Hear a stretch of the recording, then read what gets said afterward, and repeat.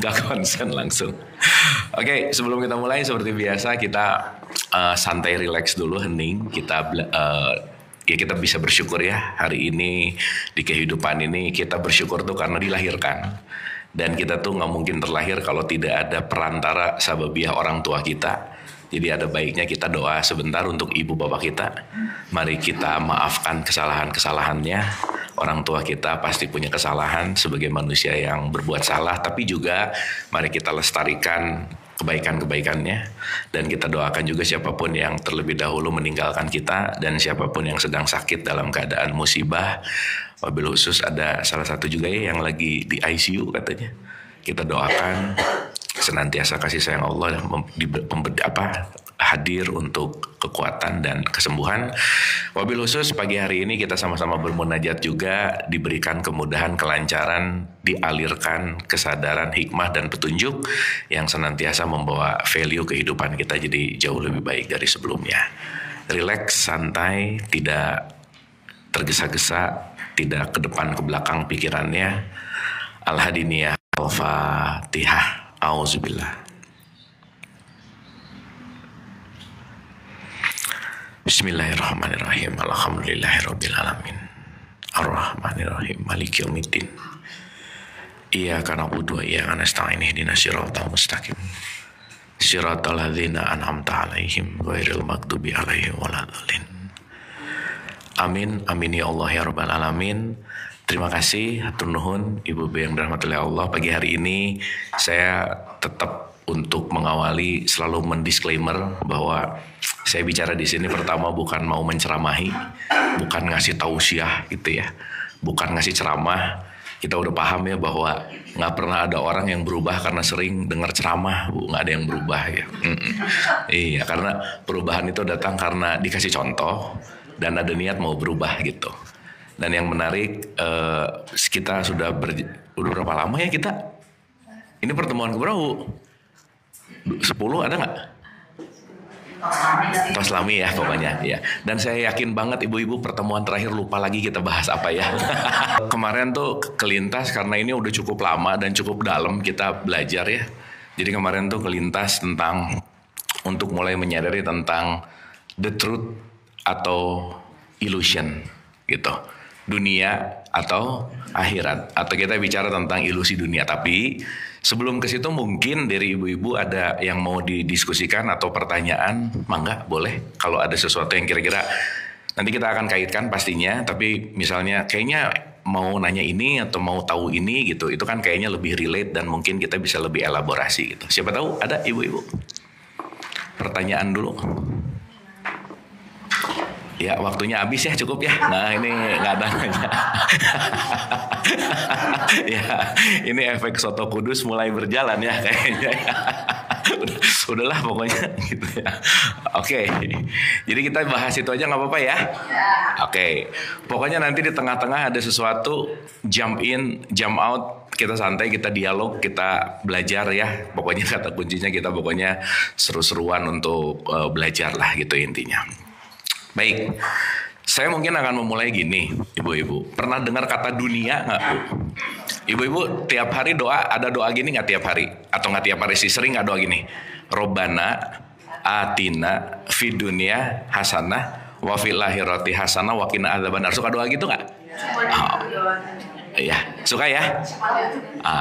Sekarang saya tanya, waktu ibu-ibu berdoa itu kira-kira ketika mengatakan Robbana atina fid dunya hasanah wa fil akhirati hasanah wa qina adzabannar, maksudnya kira-kira ketika ibu berdoa apa sih harapan dari doa itu kira-kira? Selamat dari dunia dan akhirat. Oke. Pertanyaannya, kalau ada kata-kata selamat dari dunia, ketika ibu-ibu dengar kata selamat dari dunia, maksudnya apa?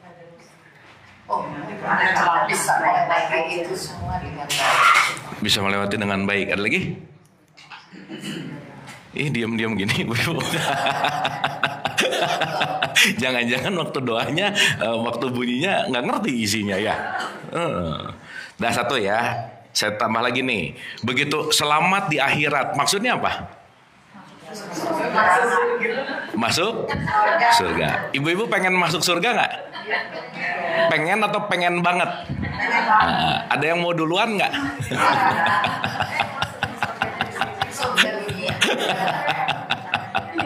Ya, oke. Ya saya rasa di sini sih udah bukan craving tentang surga lah ya.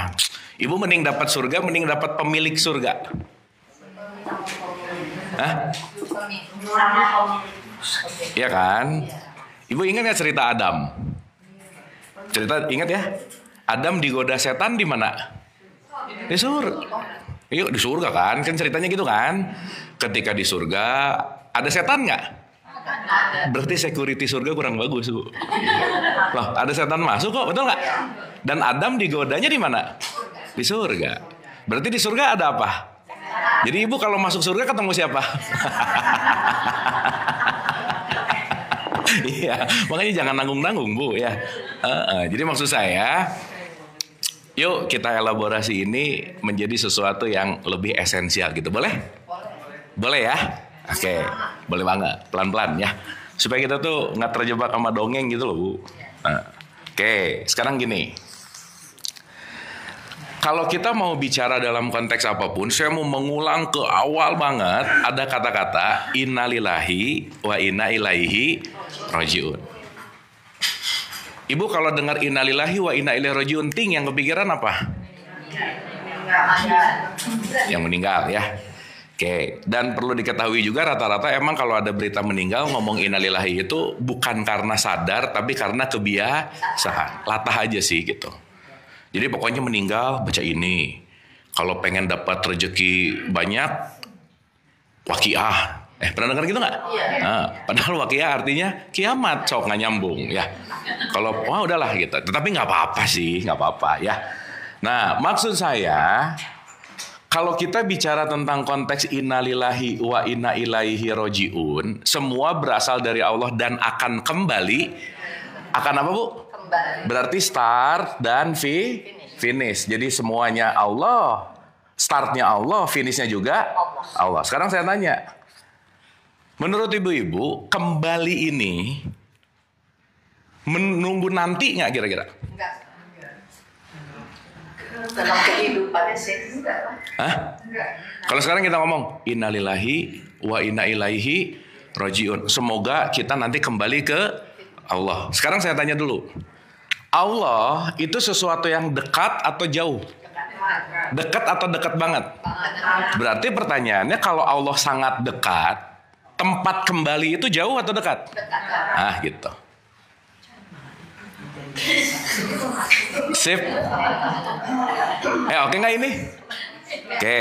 Berarti sekarang saya tanya, kembali ke Allah ini perlu jarak nggak? Hah? Berarti mau ketemu Allah harus pakai visa nggak? Ketemu Allah harus pakai tempat nggak? Hah? Nggak dong. Kenapa? Kenapa coba? Bagaimana kita mau berjumpa dengan Allah dengan tempat? Karena semua tempat adalah Allah gitu. Oke? Sip ya? Ibu pernah dengar kata tauhid nggak? Pernah dengar? Tauhid itu kalau dalam perspektif Sanskritnya disebut esa. Makanya dalam dasar negara kita nomor 1 ketuhanan yang maha esa itu apa maksudnya? Bukan, menyatu. Beda. Kalau satu tuh gini, satu bisa dibagi 2. Masa Allah yang setengah kan nggak ada. Berarti konteks yang namanya esa, konteks yang namanya tauhid adalah selalu menyadari bahwa tidak ada keterpisahan antara kita dengan Allah. Makanya dalam tradisi Kapitayan atau tradisi Jawa disebut manunggaling kaulo Gusti. Jadi Bu maaf ya, hal yang paling gak mungkin dilakukan dalam hidup kita itu jauh dari Tuhan tuh gak mungkin. Betul?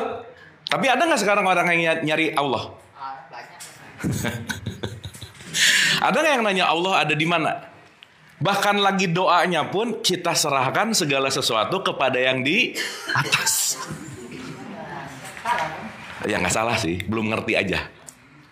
Kan dalam hidup ini sebenarnya Bu gak ada benar salah ya. Yang ada adalah benar dan kebenaran yang lain. Soalnya orang lain juga ngerasa benar masalahnya. Betul nggak? Sip? Nah, berarti pertanyaan, Bu, kita pemanasan dulu ya. Oke? Belum mulai, belum. Pemanasan dulu, warming up dulu. Nah, pemanasan. Soalnya kita mau bahas agak dalam nih hari ini. Nah, berarti kita lagi berjalan ke tempat yang sangat jauh atau sangat dekat? Dekat banget. Oke? Sehingga nanti kita ngerti bahwa kalau kita bicara ketauhidan Allah dengan hambanya tidak pernah terpisah, bagaimana kita akan menjarak sementara semua yang ada dalam kehidupan ini tidak pernah terlepas dari dia sendiri gitu. Maka tidak mungkin ada sesuatu yang di luar dia gitu bahasa gampangnya. Dalam tradisi Islam disebut Allah itu disebut muhit, dia adalah meliputi. Apa, Bu? Kalau meliputi, berarti ada nggak yang di luar dia? Hah? Nggak ada. Berarti pertanyaannya, kita ini di dalamnya atau di luarnya? Diliputi. Berarti kalau diliputi, ada nggak space yang tidak ada Allah di situ? Sip. Paham? Alhamdulillah. Shadaqallahul wabillahi taufiq wal hidayah. Kan udah paham. Udah-udahan lah. Oh jangan. Sip ya. Jadi maksud saya, maaf ya, ada yang berpikir bahwa perjalanan menuju Allah itu adalah dari titik A menuju titik B, dari start menuju finish. Linear gitu loh, Bu. Pertanyaannya gimana mau berjalan linear, orang dari start ke finishnya dia juga gitu. Paham nggak? Boleh nggak saya sebut gini supaya gampang? Allah itu adalah maha ruang. Maha apa, Bu? Ruang. Sekarang saya tanya, begitu ibu-ibu datang ke tempat ini, yang pertama kali ibu lihat, yang pertama kali ibu rasakan, yang pertama kali apanya? Enggak sih kayaknya. Piano, kursi. Betul? Soto kudus. Ini hari ininya temanya soto kudus sih ya. Nah, sekarang saya tanya, kursi bisa saya rubah ke sini nggak? Papan tulis? Lukisan? Semua yang di dalam bisa berubah, tapi ruangannya tetap stay. Dan ruangan nggak pernah komplain, mau diisi apapun, dia nggak akan komplain aja udah. Sip ya? Maka maksud tauhid ini nanti kita akan ngerti. Belajarlah jadi manusia ruang. Yang siap untuk meruangi apapun dan siapapun. Karena kenapa? Kalau kita udah belajar jadi manusia ruang, titik di mana kembali kepada Allah. Nggak nunggu kapan, nggak nunggu besok, nggak nunggu gimana pun. Sesaat kita jadi manusia ruang, disitulah ilaihi rojiun. Disitulah kita kembali.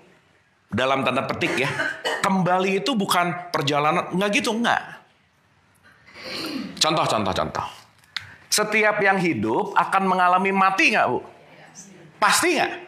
Pasti. Berarti secara kepastian, kulun nafs hidup, zaikatul, pasti ada mautnya. Jadi hidup pasti mati nggak? Jadi pertanyaan saya, kalau hidup pasti mati, ilaihi rojiun nunggu mati nggak? Hah? Ilaihi rojiun baru ilaihi rojiun. Gitu nggak kira-kira? Enggak. Justru di antara gini, Allah sang maha hidup nggak? Yang maha mematikan nggak? Di antara hidup dan mati ada dia nggak? Berarti harus nunggu mati dulu ketemu dia nggak? Enggak. Sip ya. Tapi nanti ngerti kenapa ada kata-kata antamutu qobla mutu, belajarlah mati sebelum mati. Nanti kita ngerti. Jadi maksud saya gini, Bu, jangan nantilah ketemu Allah, mati nanti ketemu Allah gitu. Kenapa? Kenapa harus nunggu nanti kalau dia selalu ada di mana saja kita berada? Oke sampai sini? Aduh, ibu-ibu lemas gini ya. Oke nggak ini? Oh, oke-nya tuh gini nih. Oh, oke. Oke. Bagus ya. Berarti udah di level reflektif ya. Udah ini. Sip ya. Jadi maksud saya tuh kita going nowhere sih sebenarnya. Mau kemana sih gitu? Karena sekarang pertanyaannya, kita diwadahi sama rumah ini. Rumah ini ada di dalam Jakarta. Jakarta ada di Indonesia. Indonesia ada di planet bumi. Planet bumi ada di Milky Way. Milky Way ada di super cluster. Super cluster ada di udah. Semuanya dan ini semua ada di dalamnya dia gitu. Kebayang gak maha besarnya dia? Iya. Ini kan kadang-kadang orang sholat tuh suka basa-basi Allahu Akbar, Allah maha besar. Tapi nggak tahu besarnya tuh apa gitu. Sehingga lupa ketika kita mengatakan Allahu Akbar, Allah maha besar, I am nothing. Gak ada apa-apanya. Kita tuh debunya bumi, bumi itu debunya matahari, matahari itu debunya galaksi. Wah udah deh dibandingin semua. Dan yang baru kita ketahui sebagai manusia, keberadaan semesta cuman baru 4%. Kebayang gak Bu? 4%. Banyak hal yang kita nggak tahu banget. Tapi emang yang namanya manusia, egonya gede banget sih. Merasa pentingnya tuh tinggi gitu. Akhirnya, saat kita tidak menyadari keberadaannya dia, kita nyarinya nggak ada arah gitu. Akhirnya nyari terus keluar. Dianggap lagi nongkrong di satu tempat, didatengin ke situ gitu. Dianggap lagi ada di suatu situ, kita menuju ke situ. Padahal kalau kita bicara dia adalah maha ruang, ada nggak yang di luar ruangannya Allah? Bu, saya di sini lagi di dalam ruangan nggak? Berdiri di sini. Pindah 1 senti? Pindah 1 senti? Bisa nggak saya di luar ruangan ini? Nggak bisa. Jadi di sini ada Allah nggak? Di sini. Di sini. Itulah kenapa aku selalu ada di mana saja kamu, sejauh-jauh kamu pergi, aku akan selalu lebih dekat. Kenapa? Kan aku ruangannya, kata Allah. Oke? Sip? Jadi bisa menjauh gak kita sama Allah? Gak bisa. Tetapi bukan masalah jauh secara jarak dan geografis, bukan. Tetapi jauhnya itu dalam konteks yang namanya aku tidak pernah jauh, tapi pun aku jangan-jangan gak sadar gitu. Oke? Bu pernah ngelihat ada profesor ketinggalan kacamatanya di sini. Set, nyari-nyari kacamata. Mana ya? Mana?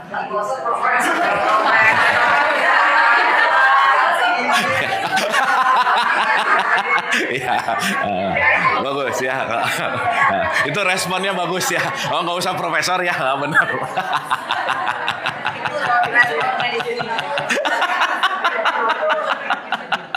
Ya, paham ya? Sesuatu yang dekat kalau kita nggak sadar pasti akan jauh atau nggak ada. Ya kan yang sering saya kasih analogi ya, ada suami istri lagi candlelight dinner, duduknya cuman jarak 1 kursi. Secara letak geografis cuman beda berapa senti sih, tapi suaminya nge-WhatsApp siapa, istrinya nge-WhatsApp siapa, jadi jauh nggak? Jauh. Jadi yang serumah tuh belum tentu dekat, Bu, belum tentu. Betul nggak? Karena bukan urusan tempatnya, bukan, tapi urusan kesadaran. Oke? Sip ya? Jadi jangan kayak ikan yang nanya air ada di mana ya, jangan tuh Bu. Gimana dia nanya air ada di mana? Emang kamu hidup di mana gitu? Sip? Oke, nah sekarang pertanyaannya, saya mau sedikit dulu masuk ke esensi-esensi nih ya. Berarti kita bukan kekurangan jarak terhadap Allah, tapi kita kekurangan kesadaran terhadap Allah. Ya. Maka kalau saya sebut ini kesadaran yang 100%, itu dia bisa turun ke kesadaran yang tinggal 1%. Maka semakin kesadarannya turun, semakin kesadarannya di level yang bawah, semakin jarak dengan Allahnya tebal. Berarti semakin kesadarannya naik, semakin jarak dengan Allahnya dekat. Meskipun itu nggak pernah kemana-mana. Oke? Berarti pertanyaannya ketika kita disuruh ilaihi roji'un, Gini deh. Dekatkanlah jarak jauhmu dengan Allah yang asalnya jaraknya di 1%, kalau bisa naik ke kesadaran-kesadaran berikutnya sampai kamu mendekati 100%. Berarti di sini ada gap nih. Gap ini kalau dalam bahasa Arab disebut hijab. Apa Bu? Ini bukan kerudung, bukan, beda cerita nih. Hijab itu batas, dinding. Jadi antara aku dengan Allah ada hijab. Nah, hijab ini nih nanti yang akan kita bahas hari ini. Kok sampai ngerasa Allah tuh jauh banget nyari Allah? Kenapa? Karena ada gap ini sendiri gitu kira-kira. Sampai sini oke? Pertanyaan, setiap orang pasti punya gapnya nggak? Pasti. Makanya kita disekolahin di bumi.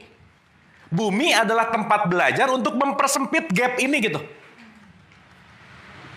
Makanya mempersempit gap ini perlu yang namanya belajar. Makanya jangan lupa salah satu misi kita datang ke sini, satu, belajar. Setiap jam adalah jam pelajaran, setiap tempat adalah tempat belajar. Siapapun yang datang ke kita pasti mau memberikan pelajaran. Berarti semua yang datang ke bumi perlu pendidikan nggak? Berarti terdidik atau tidak terdidik? Udah gitu aja. Makanya Allah mendidik dengan nama yang namanya Rob. Robul Alamin, dia lagi mendidik gitu. Kalau istilah saya yang lebih gampang Bu, supaya kita hidup agak lebih bahagia dari sebelumnya. Pendidikan yang nanti akan membuat gap kita semakin sempit, semakin mendekat, itu namanya pendidikan jiwa. Berarti kita dalam konteks di bumi ini lagi mengolah jiwa. Berarti saya sering sebut supaya mudah untuk memudahkan ini nih dari perspektif apapun. Bumi ini rumah sakit jiwa besar. Udah gitu aja. Rumah sakit apa? Jiwa. Berarti penduduknya semua sakit. Gitu. Dengan kadarnya masing-masing. Iya. Jadi ibu kalau ketemu orang nyebelin Bu, alah, sesama pasien rawat jalan, udah beres. Karena dia lagi belajar nggak? Kita lagi belajar nggak? Udah sama-sama murid yang lagi belajar gitu. Sip ya? Gak ada di bumi ini, bahasa gampang lah ya, gak ada di bumi ini yang gak belajar tuh gak ada. Pertanyaan saya, berarti pembelajaran ini linear atau gimana ya? Berarti pembelajaran ini dinamis gak? Dinamis. Makanya disuruh sholat Bu. Bu, sholat itu untuk orang yang terdidik, orang yang baik, orang yang soleh, atau orang yang sesat? Yang mana? Dengerin dulu pertanyaannya, dengerin dulu. Sholat itu untuk orang yang udah lurus atau belum lurus? Belum lurus justru. Maka disuruh ingat kalau kamu belum lurus. Makanya waktu sholat ngomong ihdina sirata tunjuki aku jalan yang. Berarti udah lurus belum? Belum. Jadi ibu kalau ngelihat orang sholat udah lurus atau belum? Nah gitu.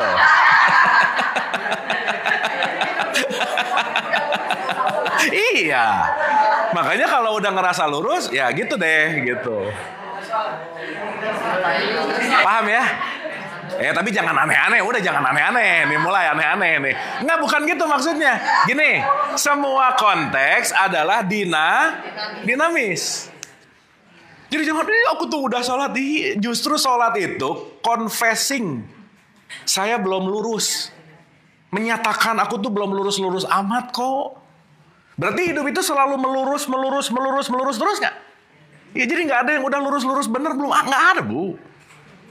Makanya masih perlu sholat. Reminder kita supaya tetap lurus. Oke? Paham ya? Sip. Nah, gap ini namanya dunia. Oke? Pencapaian derajat dari 1% ke 100% setiap naiknya, ujungnya puncak kesadaran itu namanya akhirat. Jadi dunia nggak berbicara tentang geografis. Sok saya mau nanya, ibu hidup di bumi atau di dunia? Nah, mulai nih. Hah? Kita ini hidup di bumi atau di dunia? Di Ancol ada bumi fantasi atau dunia fantasi? Kenapa nggak pakai bumi fantasi? Mau dia sih ya, nggak apa-apa ya. Tapi itu lagi mau berbicara bukan masalah placementnya. Oke? Bu, waktu doa itu menggunakan terminologi fil art atau fi dunia? Robbana, atina, fi dunia atau fil art? Fi dunia berarti nggak ngomongin bumi dong. Berarti kita hidup di bumi atau hidup di dunia? Tapi Allah ngomong, aku akan menciptakan khalifah fil ard, di muka bumi.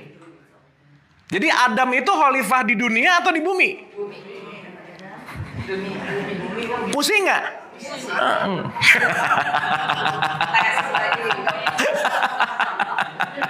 Sip ya. Nah sekarang maaf nih. Ketika kira-kira nggak terlalu mendalami ini, dianggap yang penting sekarang dunia, nanti akhirat. Sekarang saya tanya Bu, maaf ya. Akhirat itu konsekuensi dari dunia nggak? Iya nggak? Iya dong. Sekarang tuh udah mikir gini, alah nggak apa-apa lah di dunia sakit, sengsara, yang penting nanti di akhirat. Lebih puyeng. Benar nggak? Sekarang saya tanya, yang benih itu dunia atau akhirat? Dunia. Karena akhirat adalah buah dari benih yang kita rawat. Benar nggak? Jadi sekarang saya tanya, fokus kita kemana sebenarnya? Orang ngejar akhirat. Akhirat itu konsekuensi. Kalau beresin dunianya, akhirat pasti oke.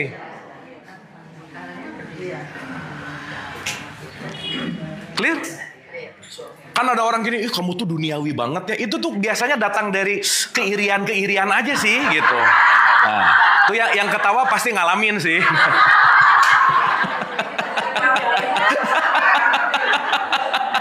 Kayak duniawa banget ya, duniawi gitu. Iya, dia mungkin cari terminologi yang supaya kelihatan religius, gitulah kira-kira. Itu kan julid-julid religius, Bu. Paham ya? Ini saya pernah dapat belajar dari Gus Baha. Justru kalau kamu dunianya beres, akhiratnya aman. Berarti yang diberesin dunia, otomatis akhiratnya buahnya bagus. Sekarang saya tanya Bu, ada nggak hasil yang salah? Nggak ada. Sekarang orang, aduh hasilnya tidak memuaskan. Kamu nanamnya nggak beres. Nggak ada hasil yang salah tuh, nggak ada. Tapi progressing ongoing prosesnya yang mungkin kitanya nggak fokus gitu. Oke? Jadi selamat dunia atau akhirat? Dunia. Dua-duanya tetap. Bolak-balik. Awas nih kita jangan linear gitu loh, Bu. Dunia. Dan orang yang duniawi itu bukan orang duitnya banyak, mobilnya bagus, bukan itu. Bukan itu, Bu. Ini sekarang karena nggak ngerti ini, aku mau melepaskan dunia gitu. Melepaskan ke dunia, jadi nggak mau pakai inilah, pakai ini, tapi hidupnya sengsara gitu. Jadi kere-hore gitu loh, Bu. Ya udah gitu. Quote and quote, karena dia merasa bahwa dunia itu adalah ketika hartanya banyak, jabatannya tinggi. Bukan. Bu, sekarang saya tanya, pernah dengar gini nggak? Kemiskinan itu mendekati kepada kejahatan. Pernah dengar nggak? Iya, berarti yang miskin bisa jahat nggak? Apalagi yang kaya, Bu. Itu lebih sadis lagi. Ini levelnya juta, ini T gitu. Betul nggak?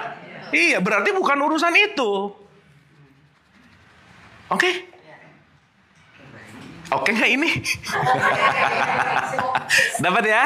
Dah. Berarti dunia itu adalah gap antara aku dan kesadaranku. That's called dunia. Tapi masuk ke level kesadaran, saat sadar itu lagi di akhirat namanya. Maka akhirat itu yang akhir. Akhir itu nanti ujung-ujungnya ke Allah juga kok gitu. Tapi nanti kita ngerti. At least Bu, kita tuh dikit-dikit jangan surga nanti, neraka nanti, barzah nanti, dunia akhirat nanti gitu. Enggak. Bukan itu gitu poinnya. Karena kenapa? Semua yang diceritain itu konteksnya adalah hidup cuman terjadi di sini, sekarang, saat ini. Oke Bu? Sip? Dan yang membuat kita susah di saat ini, karena dunia ini nih. Dah, karena si dunia ini nih. Dikit-dikit, nanti gimana ya? Udah dinanti hidupnya. Makanya Bu, kalau orang lagi naik motor kebanyakan ngelihat spion, nabrak mulu. Paham gak maksud saya? Saat dia terlalu sibuk dengan masa lalunya, nabrak mulu akhirnya. Aduh dulu ya, diseselin terus. Tahu gitu ya kan gak milih dia misalnya. Kamu yang milih, kamu yang nyesel gimana sih gitu. Betul gak? Berarti ini gak pernah bisa lepas karena kata kuncinya adalah hukum konsekuensi. Sip? Oke? Jadi Ibu kalau mau masuk surga jangan. Iya, ketemu Allah nunggu nanti di tanah kusir dulu. Iya, siapa tahu nggak ketemu kan nggak tahu ya. Siapa tahu nggak ke tanah kusir benar. Siapa tahu penuh ya. Full book. Bu ini oke Bu? Sip ya? Mantap nih kalau sama yang cerdas-cerdas tuh langsung cepet nyampe gitu, asik ya. Top lah udah. Sip ya? Paham ya? Nah, berarti the problem adalah apa yang menyebabkan dunia, itu problemnya. Kok bisa sih aku terhijab dari Allah? Kenapa sih antara aku sama Allah ada gap gitu? Padahal Allah itu ruangan. Sip ya? Jadi mudah-mudahan kita nggak mikir lagi Allah ada di arsy langit ketujuh, entah berantah di mana yang bentuknya gimana. Enggak lah gitu. Sip ya? Karena kita ini semua hanyalah hidup dalam ruangannya dia. Ini Bu saya kasih analogi gampang ya. Ini kursi nih. Ya. Ini ada kolong nggak? Ini kursi, ini kolongnya. Oke? Yang menyebabkan ada kolong gara-gara ada apa? Kursi. Kursi ini saya pindahin ke situ. Kolongnya ada nggak di sini? Kenapa? Udah pindah. Kursi saya pindahin ke situ, pindahin ke sana. Berarti kolong di sini tadi nggak ada dong. Ikan tadi ada gimana? Ulang. Gini. Ini kursi, ada kolongnya. Kolong ada nggak? Ada. Tapi kursinya saya pindahin. Yang ada tadi jadi nggak ada nggak? Nah, berarti waktu dipindahin si kursi, kolongnya ngikut nggak kira-kira? Berarti tanpa ada kursi nggak mungkin ada. Maksud saya, udahlah, nggak usah ngerasa penting-penting amat, nggak usah sombong-sombong amat. Kita semua cuman kolongnya Tuhan, gitu. Nggak ada dia, nggak ada kita. Itu esensi Allahu Akbar. Ya Allah, saya tuh hanya kolongmu, atas namamu, bukan atas namaku. Kalau lagi iftitah Bu, inna sholati wa nusuki, kayak yang oke banget gitu. Ya.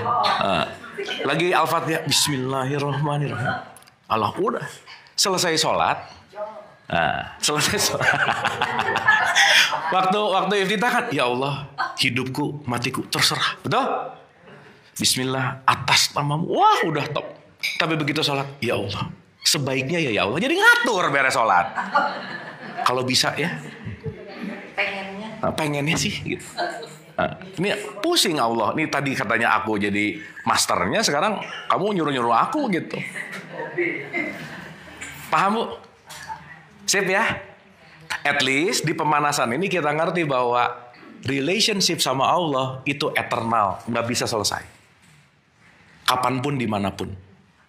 Jadi semua orang punya jarak yang sama Tuhan. Oke? Berarti kalau semua orang punya jarak yang sama dengan Tuhan, semua orang punya kesempatan yang sama, tapi semua orang tidak mengambil kesadarannya. Itulah nanti Allah bilang, aku hanya menginginkan kamu kembali ke aku bukan karena aku yang nyuruh, tapi kamu yang menuju ke aku. Kamu mau mengambil jalan menuju aku atau tidak? Kamu mau melepaskan semua ego kamu untuk aku atau tidak? That's your choice gitu. Karena semua jarak dan kesempatan nggak pernah beda, semuanya sama. Nah, itulah penyebabnya, yang berbeda itu hanyalah si hijabnya, gapnya gitu. Oke Bu? Oke ini? Saya mau tanya. Jadi saya lihat di YouTube segala macam ya, bahwa semua manusia itu punya genetik Allah katanya. Nah ini akan sekarang ini lagi lagi isu terjadi bahwa dunia Barat, dunia yang katanya menguasai segalanya itu akan memecah genetik ketuhanan kita. Karena setiap manusia itu memang terlahir ada genetiknya. Apakah itu akan terjadi? Apanya yang terjadi, Bu? Terjadi bahwa kita tidak akan punya genetik ketuhanan. Lah, kalau kita nggak punya genetik ketuhanan, yang menghidupkan kita kan energinya dia juga. Jadi apapun rekayasa itu tidak akan bisa melepaskan daripada genetiknya Tuhan itu. Nggak bisa, Bu. Sampai saat ini belum ada yang bisa bikin tanah kan? Contoh. Kalau kita bicara tentang Allah, ada 3 poin penting, Bu. Supaya nanti kita kebayang Allah tuh gimana sih. Ya simpel aja dulu ya. Masuk dulu ke Ibu dikit aja, nanti kita lanjut. Pertama, dia adalah energi. Apa di semesta raya ini yang bukan energi? Gak ada. Maka secara hukum termodinamika yang mungkin akan sedikit relevan dengan ini, meskipun ini panjang ceritanya, energi itu tidak pernah hilang, tidak pernah tercipta, dia hanya bisa bertransformasi. Maka setiap energi pasti memiliki kecerdasan yang tidak ada batasannya. Dan energi yang memadat menjadi materi. Maka semua konteks apapun di semesta raya, esensinya, sumber ujungnya sama nggak kira-kira? Iya. Makanya dia adalah ruang yang nanti pelan-pelan menampil. Contoh, Bu. Contoh. Ibu bisa ngelihat lampu sekarang? Bisa. Terang nggak? Terang. Ibu bisa dengar suara saya dari mic? Kedengeran nggak? Ibu ngelihat lampu sama ngelihat speaker, beda nggak? Beda nggak? Beda. Tapi sekarang saya tanya, apa yang membuat lampu dan speaker ini nyala? Itu listriknya. Oke? Tapi kalau kita terhijab dengan dunia, saya lihat lampu dan lihat speaker terpisah, saya akan mengklasifikasikan, oh itu lampu, oh itu speaker. Kalau ngelihat fisikalnya. Tapi kalau kita agak lebih dalam, lebih esensi. Oh, aku sebenarnya lagi ngelihat listrik aja sih, yang lagi mampir ke lampu jadi menerangi. Sebenarnya itu listrik juga. Oh, aku sebenarnya lagi ngelihat listrik juga sih. Di ini masuk ke speaker, keluar. Tapi itu listrik juga nggak kira-kira? Berarti itu listrik nggak? Itu listrik nggak? Berarti ngelihat itu ngelihat apa? Ngelihat itu ngelihat apa? Disitulah dikatakan, kemana saja kamu menghadap, kamu hanya melihat wajah Allah. Tapi menampilnya beda nggak? Berfungsinya beda nggak? Berarti kalau ibu-ibu ngelihat siapapun orang di semesta, kita ngomong orang dulu ya. Pada dasarnya, esensi intinya, dia juga nggak kira-kira? Maka kalau kita melihat pangkatnya, kita akan menjudge. Tapi kalau kita ngelihat isinya, kita tahu bahwa isinya di dia dan isinya di aku, semuanya dia juga gitu. Oke? Dapat, Bu? Berarti maaf ya. Yang membuat kita gini. Ibu ingat kan zaman-zaman Nokia 7650, ingat? Nokia yang gitu. Oh, handphone lalu kan belum ada kameranya kan? Kan dulu tuh handphone gede-gede kan? Kalau di Bandung disebutnya BAP. BAP itu artinya baledog anjing paeh, kalau dilempar anjing bisa mati gitu. Saking gedenya. Ya, makin kecil. Nah, 7650 itu ngeluarin kamera tuh, pikselnya masih kecil. Sekarang saya tanya, motret bunga pakai kamera 7650 sama the latest iPhone terbaru nih, bunganya sama nggak? Bunganya sama nggak? Sama. Yang beda adalah megapikselnya. Sip. Kira-kira kalau sekarang pakai the latest iPhone atau handphone yang terbaru lah gitu, kira-kira lebih clear nggak? Clear. Padahal objeknya sama nggak? Sama. Tapi megapikselnya yang beda-beda. Begitu pula kita ngelihat Tuhan. Berarti 5 orang memandang atau memiliki perspektif tentang Tuhan bisa beda-beda nggak? Tergantung mega pixel. Tapi dia lagi ngomongin objek yang sama nggak kira-kira? Gitu udah. Paham Bu? Udah nggak usah ngaji lagi.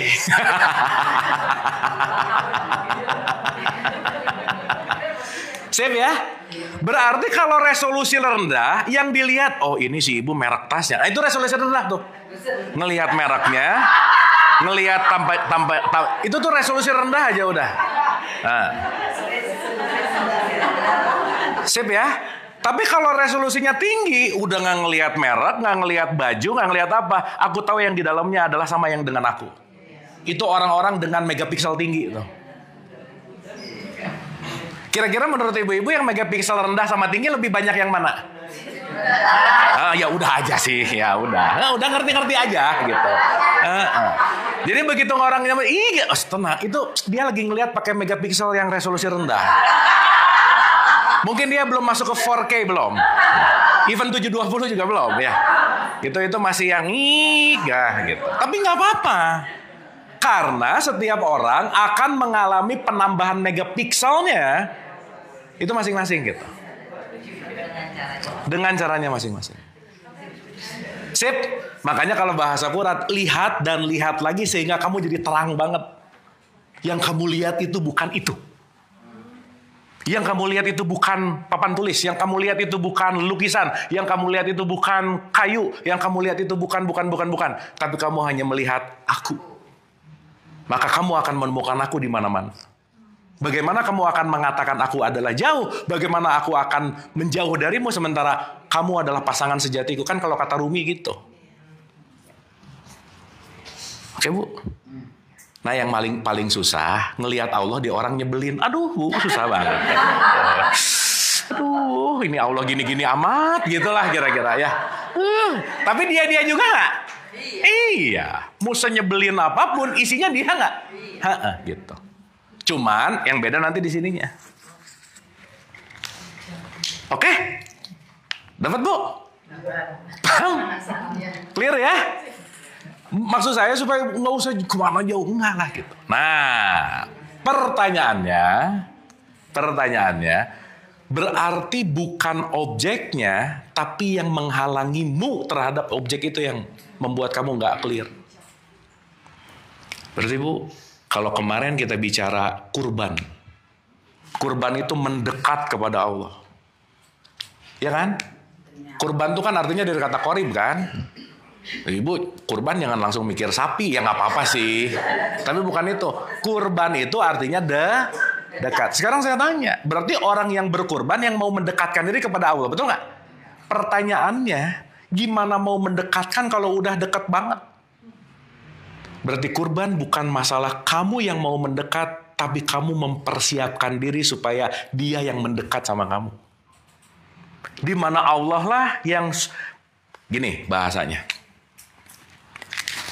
Pelan-pelan ya. Bahas gini tuh susah banget, tapi mudah-mudahan oke ya. Susah banget cerita ini. Allah memawujudkan dirinya menjadi hamba. Berarti ketika Allah memawujudkan dirinya jadi hamba, aku tiupkan ruh. Oke? Berarti ketika Allah ini adalah energi, kecerdasan, azat, dan seterusnya. Dia menampil pada setiap anggap aja manusia, betul nggak?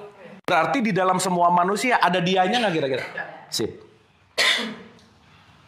Saya pakai terminologi supaya gampang ya. Sumber itu disebut aku satu, dianya itu yang ditiupkan namanya ruh, disebut aku dua. Ini namanya ruh. Ini seruangan ini ada ruhnya Allah nggak? Tiupan langsung nggak? Berarti ruh yang bersemayam di dalam jasad. Berarti ruh adalah, dalam tanda petik ya, ruh ini adalah dipercikan, kalau di surat 32 ayat 9, ruh yang ditiupkan yang dipercikan kepada jasadmu, berarti pada dasarnya ruh ini, percikan Allah ini adalah tuan rumahnya. Oke? Berarti kalau ruh ini adalah tuan rumah, jasad ini rumahnya nggak? Jasad ini rumahnya nggak? Maka rumah itu disebut Masjidil Haram. Rumah nih, ini rumah nih. Makanya ini nanti disebut arsy. Arsy itu wadah. Bagaimana ya bahasanya? Gini. Vessel. Kontainer. Ibu kalau nanti pulang nih bawa rantang misalnya ya. Rantang itu kan kontainer buat si soto kudus, bener nggak? Nah, kalau pakai soto kudus gampang contohnya ya. Nah, bener nggak? Sekarang saya tanya, yang kita akan makan soto kudusnya atau si rantangnya? Berarti dia dimasukin ke kontainer, betul nggak?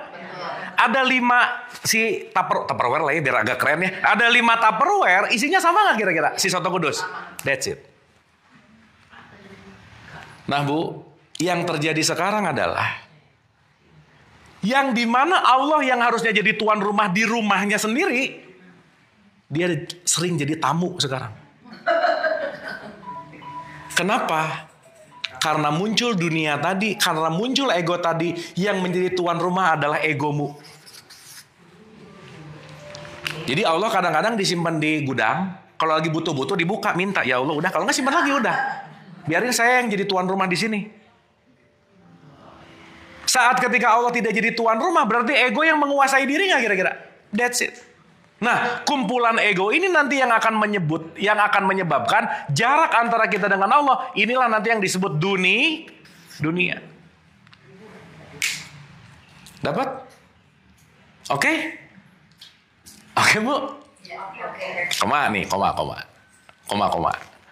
Berarti ruh kita di ruangan ini aja nggak usah jauh-jauh. Sama nggak?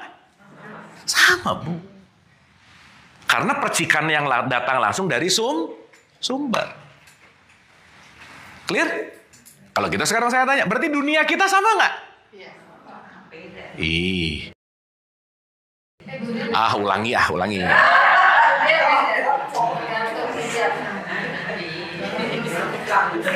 Percikannya sama.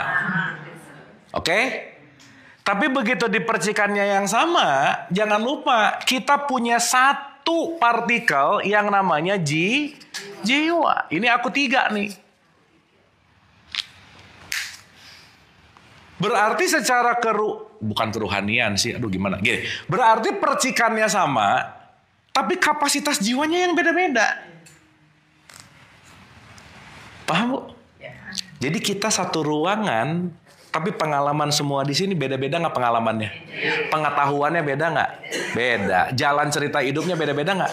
Berarti satu ruangan ribuan dunia. Maka kalau kata siapa ya? Isyana, dunia kita berbeda. Dan dunia itu hanya panggung sandiwara. That's only the game. Oke? Sip? Sekali lagi. Ruhnya sama nggak? Sama. Yang beda apanya? Nah, kesadaran ruhani ini namanya akhirat.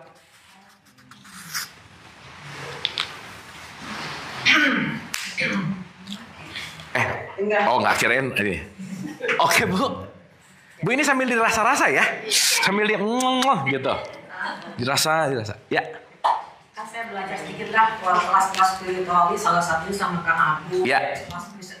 Spiritualis lain juga yang bilang bahwa manusia itu pada saat pada saat dia baru mau jadi ruh, mau diturunkan ke dunia, dia bikin kontrak dulu sama Tuhan katanya. Ya.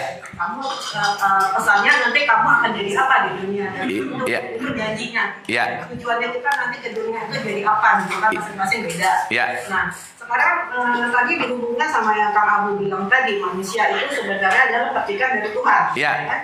Nah, nanti di dunia bagaimana dia akhirnya menuju 100% itu atau 100% itu adalah pilihan masing-masing. Betul. Nah, itu bagaimana tadi dengan konteksnya yang kontrak sama Tuhan tadi. Ada yang jadi orang baik, ada yang jadi orang jahat, yang memang pakalnya masing-masing gunanya memang buat di dunia ini kan beda-beda. Makanya ada dinamika di dunia ini kan.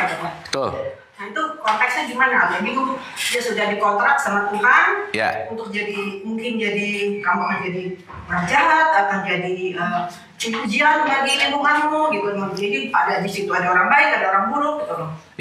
Tapi di situ di sisi lain kamu bilang bahwa pilihannya dia untuk menuju 100% atau tetap di 1%. Ya. Itu gimana konteksnya tuh? Ya, 20 menit lagi Bu, tenang. Nanti ke situ. Tenang, belum. Tenang, ya, tenang. Tenang. Ya, kita akan lagi menuju ke situ. Sip ya. Tapi kita, ibu-ibu maaf ya, ini saya muter-muter di sini, ini pondasi utama loh. Once kita understand, maksudnya paham banget ini, udah aja.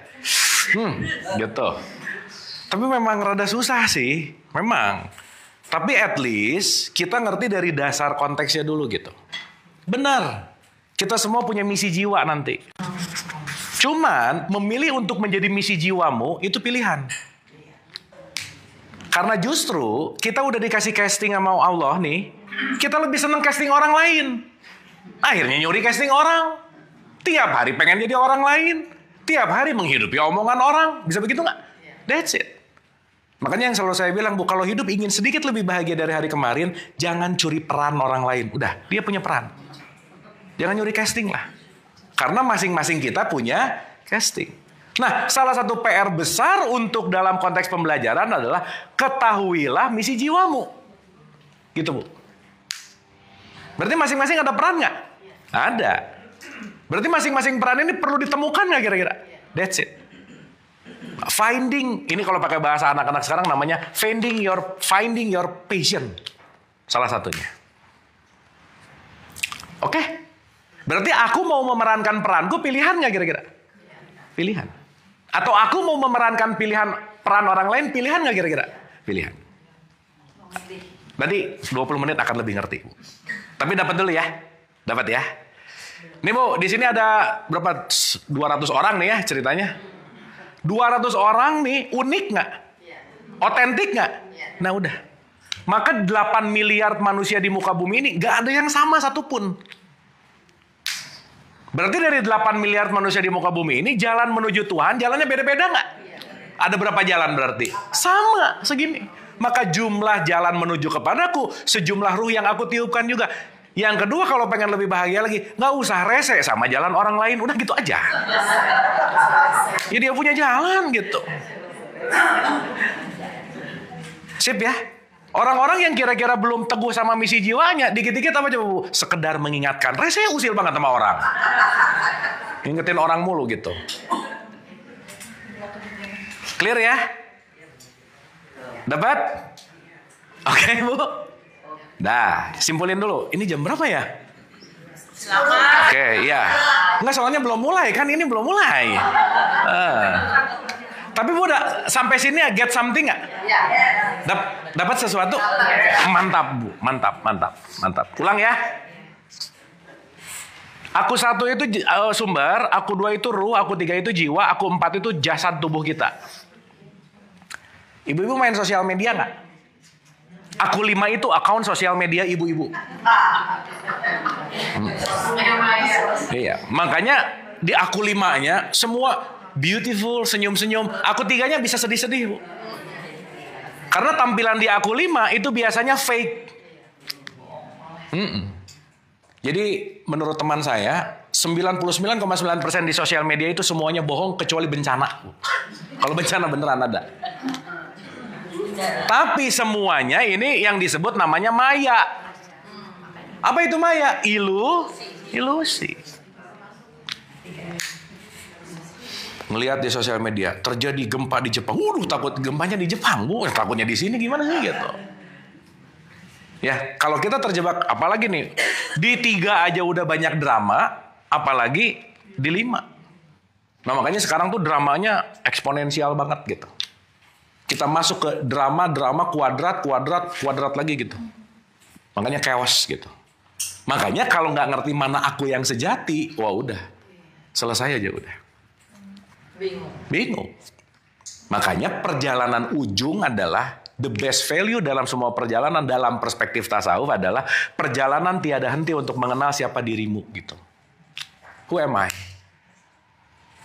Makanya self inquiry untuk menelaah ke dalam diri, itu sesuatu hal dalam perspektif ini ya. Itu adalah ilmu tertinggi adalah kamu kenal sama dirimu sendiri gitu. Oke? Dapat ya? Nah, sekarang pertanyaan berikutnya. Bentar lagi mulai nih, bentar lagi. Nih. Ruh langsung datang dari Allah nggak? Langsung nggak? Sip, mantap. Makanya di 32 ayat 9, aku tiupkan, dihembuskan. Berarti kalau ditiupkan, dihembuskan, satu nafas nggak? Satu tiupan nggak? Iya. Makanya semua ini satu tiupan gitu.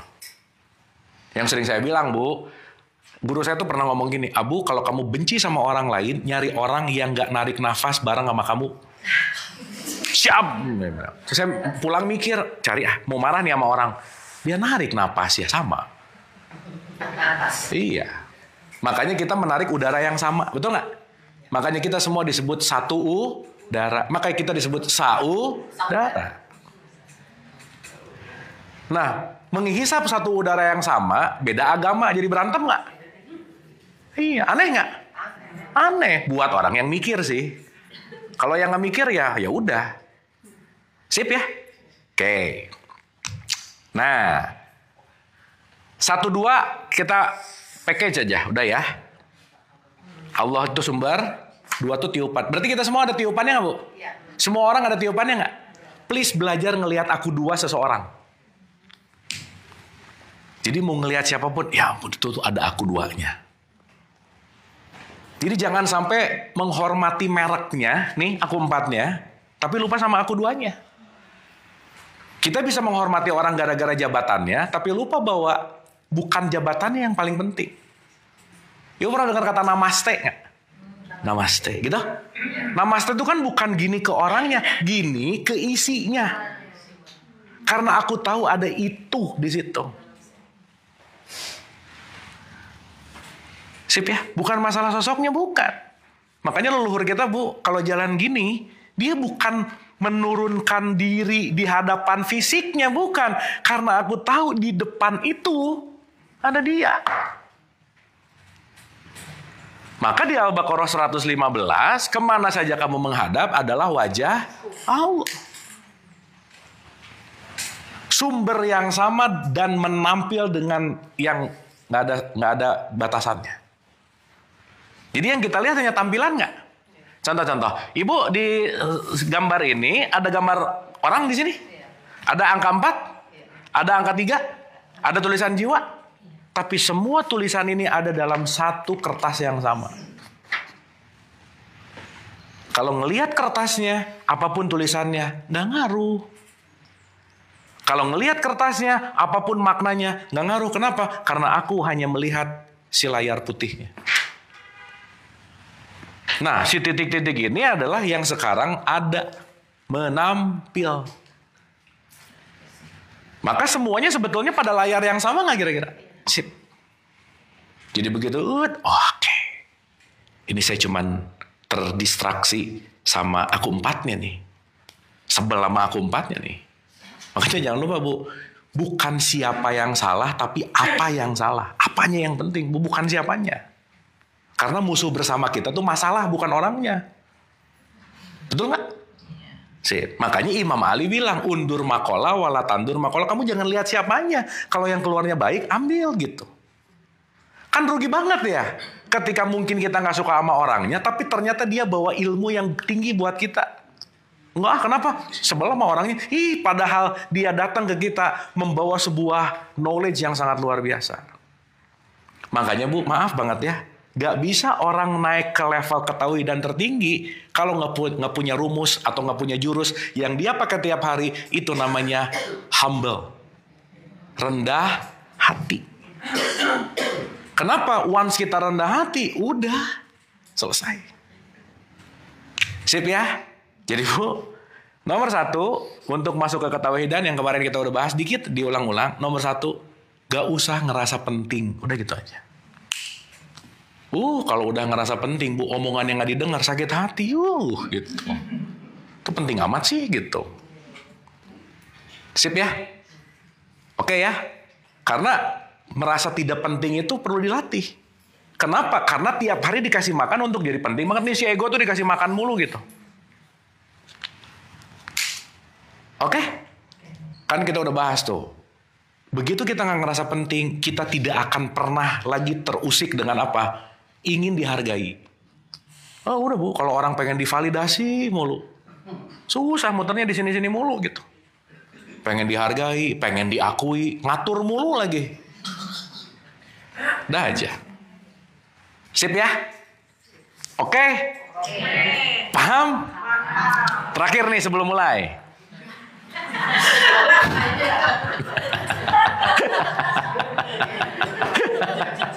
Jadi aku duanya sama nggak? Ruh kita sama nggak?